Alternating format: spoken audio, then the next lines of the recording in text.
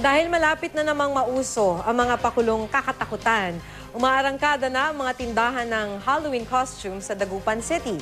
Pero paalala ng mga health official, suriing mabuti ang mga bibiling Halloween costumes, accessories, pati na yung mga dekorasyon para makaiwas sa nakalalasong kemikal na posibleng taglay ng mga ito. Makibalita tayo kay Joan Ponsoy ng GMA Dagupan.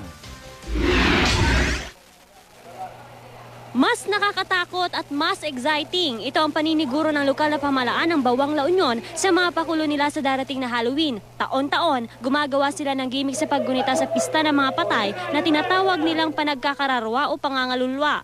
Something to look, may pupuntahan sila sa Bawang aside from bibisita sa sementeryo, tapos magkikita-kita. Something ito na para dayuhin nila yung babalik sila sa hometown nila. May kasiyahan for mga bata, matatanda. Para magmisulang haunted house ang munisipyo, inihahanda na nila ang mga nakakakilabot na dekorasyon.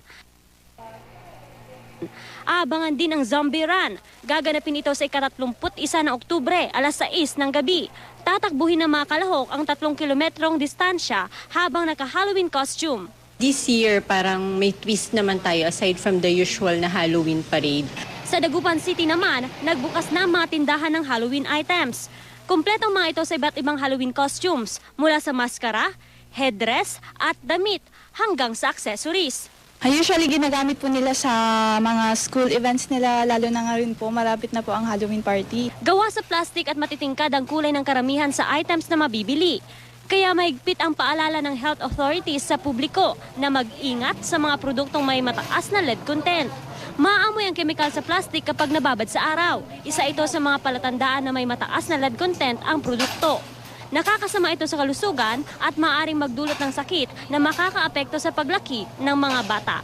May mga plastics na toxic na pwedeng harmful sa mga bata. Kaya as much as possible, gumamit na lang tayo ng indigenous. Joan Punsoy, Nagbabalita, Pilipinas.